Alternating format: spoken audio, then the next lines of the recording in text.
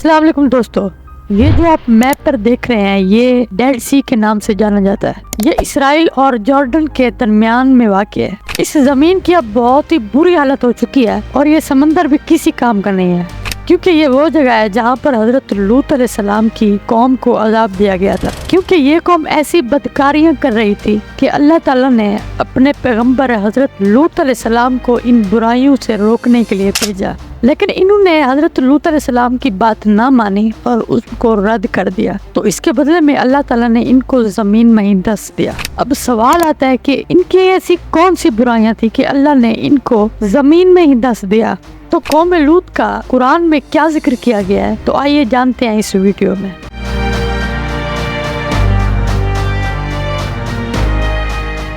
ہماری کہانی شروع ہوتی ہے حضرت ابراہیم علیہ السلام سے۔ حضرت لوط علیہ السلام کی پیدائش اور پرورش ان کے چچا حضرت ابراہیم علیہ السلام نے کی۔ حضرت لوط علیہ السلام حضرت ابراہیم علیہ السلام کے پیغام سے محبت کرتے تھے، ان کا احترام کرتے تھے اور ان پر ایمان رکھتے تھے۔ حضرت ابراہیم علیہ السلام لوط علیہ السلام کے ساتھ اکثر دور خشکی اور سمندر کے پار سفر کرتے تھے، انسانوں کو اسلام کی طرف دعوت دینے اور پھیلانے کی کوشش کرتے تھے۔ ایک بار حضرت ابراہیم علیہ السلام اور حضرت لوط علیہ السلام کی فلسطین کی طرف ہجرت کے دوران انہیں اللہ کا حکم ملا کہ حضرت لوط علیہ السلام کو سدوم کے لوگوں کے لیے نبی اور رسول کے طور پر چنا گیا ہے۔ اللہ تعالیٰ نے نئے نبی کو حکم دیا کہ وہ اردن اور فلسطین کے سرحد پر واقع شہر سدوم کا سفر کریں اور فاسقوں کو اللہ کی عبادت کی طرف واپس بلائیں۔ اب دوسری طرف اگر دیکھا جائے تو سدوم ایک ترقی پذیر شہر تھا جس میں بہت سے مسافر تاجر تجارت کے لیے آتے تھے، تاہم اس وقت کے دوران سب سے زیادہ مجرمانہ سرگرمیوں کے ساتھ سدوم بھی بدعنوانی ترین شہر تھا۔ سدوم سے گزرنے والے مسافر کو اکثر راستے میں بند کر کے ان کا سامان لوٹ لیا جاتا تھا اور بعض اوقات بے رحمی سے قتل کر دیا جاتا تھا، لیکن اس بدعنوان قوم کی طرف دنیا میں حضرت لوط علیہ السلام کے لوگوں نے ہی متعارف کروایا تھا۔ اگر تاریخ میں دیکھا جائے تو پچھلی کسی بھی قوموں نے ہم جنس پرستی کا تجربہ یا مشق نہیں کی تھی۔ یہ شرمناک عمل اس قوم کا معمول بن گیا تھا اور پوری آبادی اس میں مصروف تھی۔ وہ اپنے طرز عمل پر بے حد فخر کرتے تھے، اس بارے میں وہ کھل کر بات کرتے تھے اور کھلے عام ان غیر اخلاقی رویوں میں مشغول تھے۔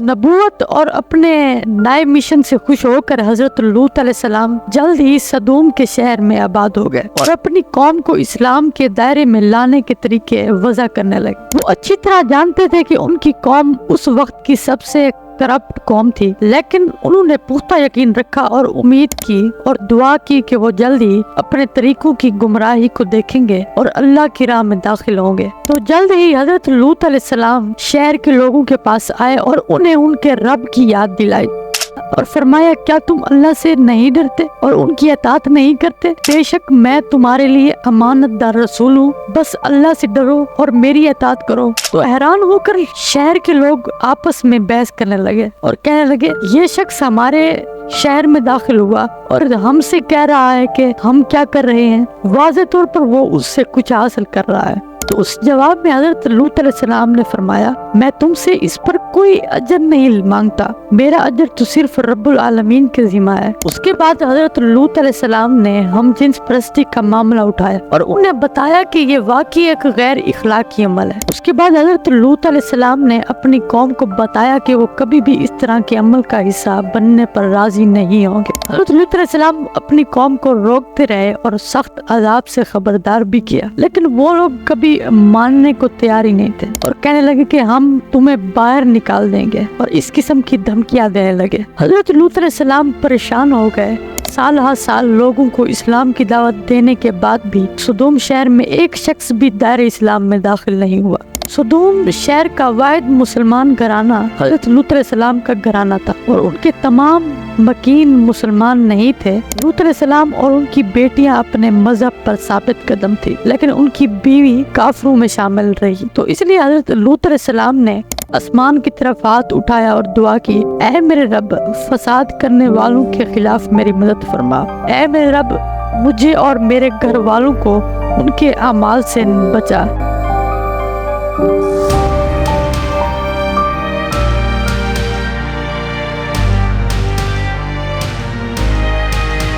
इसी दौरान अल्लाह ताला ने 3 फरिश्ते भेजे, जिनमें फरिश्ते जिब्राइल भी शामिल थे। मर्दों के भेष में हजरत इब्राहिम अलैहिस्सलाम के घर मेहमान बनकर भेजे। हजरत इब्राहिम अलैहिस्सलाम जो फरिश्तों को पहचानने में नाकाम रहे, उन्होंने अपने मेहमानों के लिए एक अजीम और शान दावत तैयार की, लेकिन उनके मेहमानों ने उनको पेश किए गए खाने से इनकार कर दिया। हजरत इब्राहिम अलैहिस्सलाम खौफजदा हो गए, इसलिए उन्होंने पूछा कि तुम कौन हो? फरिश्तों ने जवाब दिया कि डरो मत, हम अल्लाह के फरिश्ते हैं, हम कौम लूत की तरफ भेजे गए हैं और हम आपको एक ऐसे बेटे की बशारत देने आए हैं जो बहुत ज्यादा इल्म और हिकमत वाला है। हजरत इब्राहिम अलैहिस्सलाम को मालूम हो गया कि सदूम शहर के लोगों पर अल्लाह का अजाब करीब है। वो फौरन अपने भतीजे लूत से डर गए, यानी कि वो समझने लगे कि अगर अजाब आया तो हजरत लूत अलैहिस्सलाम पर भी आएगा। उन्होंने फरिश्तों से कहा, बेशक इसके अंदर लूत है। फरिश्तों ने जवाब दिया, हम ज्यादा जानते हैं कि उनके अंदर कौन है। उन्होंने इब्राहिम अलैहिस्सलाम को यकीन दिलाया कि लूत अलैहिस्सलाम को हम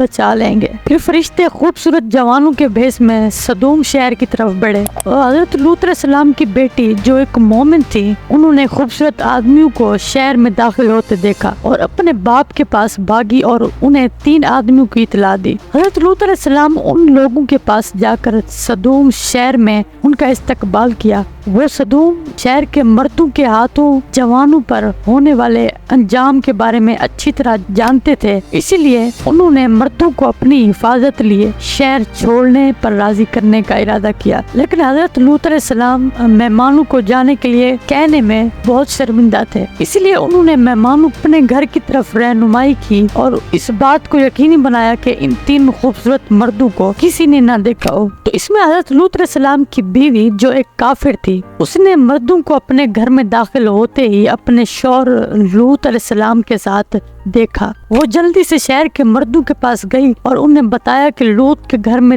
3 पुरकशिश नौजवान हैं। लोग इस खबर पर खुश हुए और आहिस्ता आहिस्ता लूत के घर के बाहर जमा हुए और उनके दरवाजे पर दस्तक देने लगे। लूत अलैहिस्सलाम ने कहा, मेरे मेहमानों के बारे में मुझे रुसवा न करो, क्या तुम में से कोई अक्लमंद आदमी नहीं है? बेचैन होकर मर्दों ने वापस चिल्लाया, क्या हमने तुम्हें लोगों की मेहरबानी से मना नहीं किया? सदूम शहर की पूरी कौम अब लूत अलैहिस्सलाम की दहलीज पर जमा थी। वो लम्हा बलम्हा बेसब्र हो गए और उनका दरवाजा तोड़ना शुरू कर दिया। गजबनाक महसूस करते हुए लूत अलैहिस्सलाम ने अपनी कौम को पुकारा और फरमाया, ये कौम की लड़कियां मेरी बेटियां हैं, कानूनी तौर पर शादी करने के लिए अगर तुम ऐसा करना चाहते हो। मर्दों ने जवाब दिया, तुम जान चुके हो कि हमें तुम्हारी बेटियों में कोई दिलचस्पी नहीं है और वाकई आप जानते हैं कि ये हम क्या चाहते हैं। हजरत लूत अलैहिस्सलाम करप्ट लोगों के सामने बेबस हो गए और फरमाने लगे, काश मैं तुम्हारे खिलाफ कुछ ताकत रखता या किसी मजबूत ताकत में पनाह ले सकता। उन्होंने सोचा, 3 आदमियों ने बोला और कहने लगे, ए लूत, हम तेरे रब के फरिश्ते हैं, इसलिए वो तुम तक कभी पहुंच नहीं पाएंगे। फिर फरिश्ते हजरत जिब्राइल हजरत लूत अलैहिस्सलाम के घर से बाहर निकले और मर्दों को मारा, जिससे तमाम आदमियों की बिनाई खत्म हो गई। सदमे और गुस्से में आदमी चिल्लाए और कहा, ये क्या जादू है जो अभी हमें मारा है? ये कहाँ से आया है? ए लूत, इसके पीछे आप ही हैं, आप देखेंगे कल हम आपके साथ क्या करेंगे। फिर अंधे लोग अगले दिन लूत अलैहिस्सलाम को हलाक करने के साजिश करते हुए अपने घरों की तरफ लौट गए। फिर अल्लाह ताला ने हजरत लूत अलैहिस्सलाम को हुक्म दिया कि रात के कुछ हिस्से में अपने घर वालों के साथ निकलो और तुम में से कोई पीछे मुड़कर न देखे सिवाय अपनी बीवी के। बेशक वो उसकी जद में आएगी जो उन पर पड़ेगी। बेशक उनका वक्त सुबह का है, क्या सुबह करीब नहीं है? जैसे कि हिदायत की गई है, हजरत लूत अलैहिस्सलाम अपनी बेटियों को साथ रात के वक्त सदूम शहर से निकले। सुबह होते ही शहर में एक जोरदार चीख निकली जिसने मकीनों को शदीद दर्द और खौफ से हिलाकर रख दिया। फिर जिब्राइल अलैहिस्सलाम ने कौम को अपने बाजू के किनारे से पकड़कर ऊंचा किया, जमीन को मोड़ा और जमीन पर गिरा दिया। उसके बाद अल्लाह ताला ने आसमानों पर सख्त मिट्टी के पत्थरों की बारिश कर दी। हर पत्थर पर एक फासिक का नाम लिखा हुआ था जिसके लिए ये इरादा किया गया था, जिसने सदूम शहर के बाशिंदों की बेकार जिंदगी का खात्मा कर दिया। उसके बाद हजरत लूत अलैहिस्सलाम अपनी बेटियों के साथ सदूम शहर को छोड़कर अपने चचा हजरत इब्राहिम अलैहिस्सलाम के पास वापस आए और फिर हजरत इब्राहिम अलैहिस्सलाम के साथ मिलकर लूत अलैहिस्सलाम ने अपनी मौत तक अल्लाह ताला के पैगाम को پھیلاتے رہے، اور آج ڈیڈ سی عنوان کے طور پر شہر صدوم مقام پر واقع ہے، اور حضرت لوط علیہ السلام کی قوم کے خلاف اللہ تعالیٰ کے غضب کی ایک طاقتور یاد دہانی کے طور پر رہتا ہے۔ اللہ تعالیٰ قرآن مجید میں فرماتا ہے بے شک اس میں دیکھنے والوں کے لیے نشانیاں ہیں، بے شک وہ شہر بالکل ہائی روڈ پر ہے، مکہ سے شام تک، یعنی وہ جگہ جہاں اب ڈیڈ سی ہے، بے شک یقیناً اس میں مومنوں کے لیے نشانی ہے۔ تو یہ تھی بڑی دلچسپ کہانیاں حضرت لوط علیہ السلام کی قوم کے بارے میں۔ کیا آپ کو یہ پسند آئی ہے؟ کمنٹ میں ضرور لکھیے گا، اور اگر پسند آئی ہے تو آپ ایسی کون سی کہانیاں سننا پسند کریں گے، یہ بھی آپ کمنٹ میں لکھ سکتے ہیں۔ آپ کا بہت بہت شکریہ۔